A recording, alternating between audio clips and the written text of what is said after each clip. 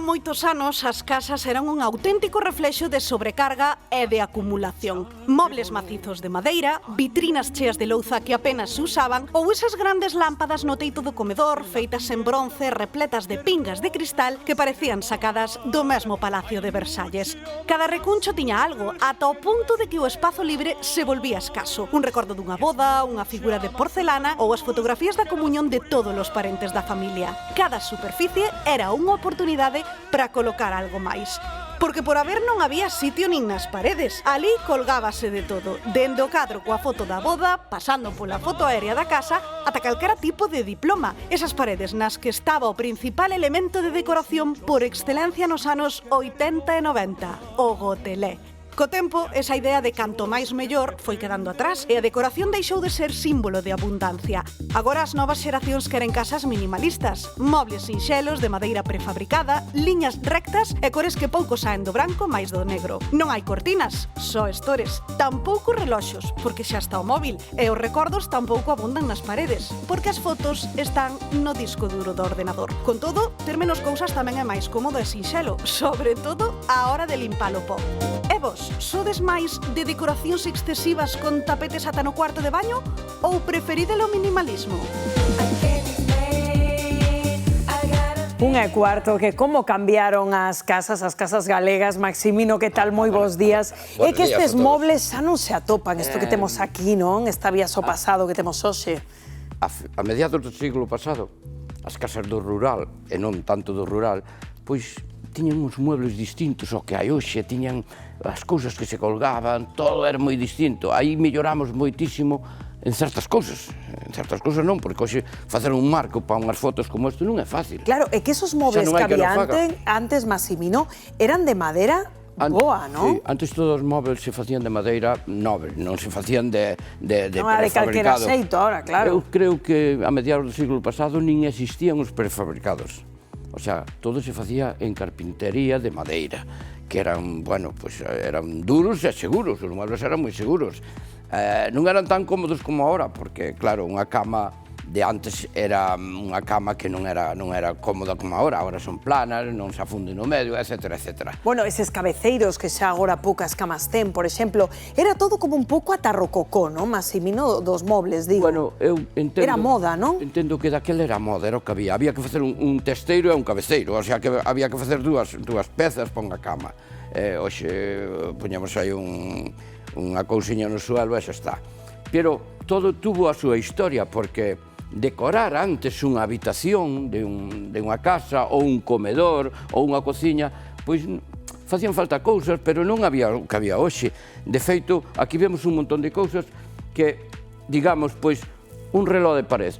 En todas as casas había un reloj de pared que tocaba as campanadas para saber a hora que era. Normalmente se colocaban no salón ou nun sitio que tuvera acceso. Non nas habitacións, evidentemente, porque non facían ruido de noite. Nas habitacións o que se poñía sempre era un crucifijo. Sí, en todas as casas, moita imaxe de virses, non? En todas as casas había, non? Isto encima da cama, da testeira da cama, había sempre un crucifijo. Este era un clásico. Sí. E imaxes religiosas tamén por toda a casa. Sí, solían estar encima da mesita.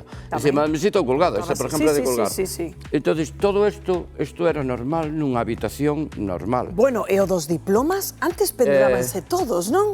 No salón... Ti tes diplomas por aí na casa teus? Eu tamén teño algúns, eu teño uns cuantos tamén. Pero, generalmente, había unha pared no salón dedicado aos diplomas que tiñan os da casa, evidentemente. Entón, todo o mundo tiña un diploma, ou dous, ou tres, ou cinco, ou tamén había aquelas hormas que se facían na universidade, recordades? Que estábamos todos aí colocados. As fotos de todos os do curso ali. A verdade é que todo isto sentou un precedente. Hoxe non é fácil ver unha foto desas da horma. É que ahora a xente xa non as imprime, non? Xa, bueno, están no móvil, xa están aí. As fotos hoxe non é isto, que imprimíamos unha foto, facíamos un cuadriño e poñíamola ali na mesita de noche ou no salón ou no mueble do salón. Hoxe as fotos están no peto, pero dentro dun teléfono móvil que lle damos ali a sala foto. E logo houve unha época tamén onde había ganchillo por todas partes, non? Temos aquí, por exemplo, este tapetiño, non? Facíase, todo o mundo ganchillaba, non? As mulleres, sobre todo. As mulleres agora traballan moito máis que antes, pero antes debían ter moito tempo, porque non había ninguna muller que non soupera manejar unha juña. Pero facíanse cousas fermosísimas con ganchillo. había moito tempo libre porque as noites eran largas, porque non había televisión, nin había moitas cousas, entonces a xente practicaba ganchillo, facían tapetes para todo. Eu recordo que incluso nos coches, antiguamente, poñían un tapete ali no asiento de atrás, era normal facer.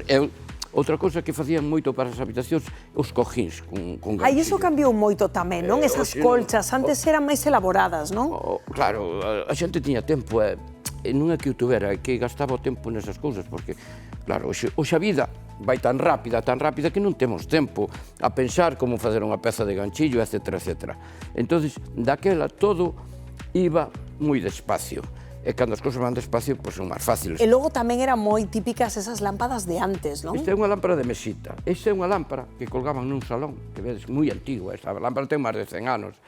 Pero fijadevos, o señor que fixo esta lámpara para facer todo isto, os cristaliños, era un gran artista. Isto son cousas que valían un montón de pasta, e que generalmente as familias que tiñan un pouco de poder pois compraban unhas lámparas con uns brazos enormes, incluso a veces parecían bañadas en ouro, etc. E logo, falando de fotos, por certo, outra cousa da que nos falaches aquí do programa, eran esas imaxes aéreas que se tomaban das casas e que logo a xente tiña presumindo, non? Aquí temos un cuadro que había unha empresa de helicópteros que iban por todas as aldeas e iban facendo, pois, unhas fotos das casas que vían. Aí hai unha casa que estaba facéndose, que concretamente era miña. Entón, iban facendo unhas fotos do que vían que era máis bonito. Non sacaban as palleiras, evidentemente as palleiras, que había moitas palleiras, non as sacaban. Claro, non sacaban fotos de todas bonitas. As casas eran moi inteligentes, porque eu fixeime moitas veces, sacabanlle sempre a cara bonita a casa, para que ti... Despois viñan uns señores pola túa casa con unha lista de fotos. Cal che gusta máis? Esta vale 3.000 pesetas, esta 5.000, esta 6.000. E vendían, tiñan un negocio. Eu entendo que era un negocio moi bonito, porque agora ainda vas a moitas casas por aí e ves a foto da casa ali, a foto... Eso quedaba moi bonito nos comedores e nos salóns, quedaba moi bonito. Era unha forma de decorar a túa hábitat como non é agora, porque agora non poñemos... E logo o que tamén abundaba nas casas, Maximino, que temos aquí estas cousiñas de porcelana, e dicir, antes como que os socos baleiros, como que non? Había que encher todo de cousas, non? Vos fijadevos o que é este platiño decorado, e pon te quiero, madrina. Este foi un señor que lle regalou a madriña un platiño para celebrar un día. E que eses detalles, a mí, por exemplo, a día de hoxe ainda me fan ilusión, pero agora é que non se regalan estas cousas, Maximino. Estas cousas agora non se regalan, non. pero é que perdemos moitas cousas, como son estas fotos que ves aquí, como moitas cousas, fomos perdendo as día a día. Non é para máis malo, porque eu penso que hoxe é máis fácil enseñarle unha foto a calquera, en calquer punto, sacar un teléfono e enseñarle unha foto. Daquela non era fácil, había que imprimilas, había que facer un montón de cosas. Vedes isto que está aquí? Pois estas son fotos que son reales, non son ficticias. E aquí vedes un señor un neno, cunha moto, con todo isto, primeiras comunións, e todo isto que vedes aquí, pois non é ficticio. Esta é unha foto, son fotos reales todas, que as hai en moitas das casas que hoxe conocemos. Hai un listado de fotos colgadas na pared, porque tamén as hai. Tamén había outra cousa, que eran aqueles álbumes de fotos, onde había un álbum onde se iban colocando ali todas as fotos. Maravillosos. Que eu tamén non conocín.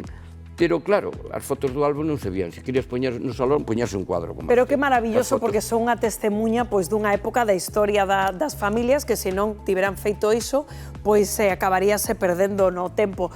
Pois, Maximino, moitísimas grazas, como sempre, por vir e traernos estas cousiñas fermosas que nos despertan a todos tantos recordos. Maximino. Sodes maravillosos. E non vamos a olvidarnos nunca desto. Pensade que non podemos seguir olvidándonos do noso pasado, porque o noso pasado está aí. É maravilla. Ten que ser o presente de hoxe. Totalmente de acordo, Maximino. Gracias a todos por escoitarnos. Gracias a ti por vir sempre ao noso programa.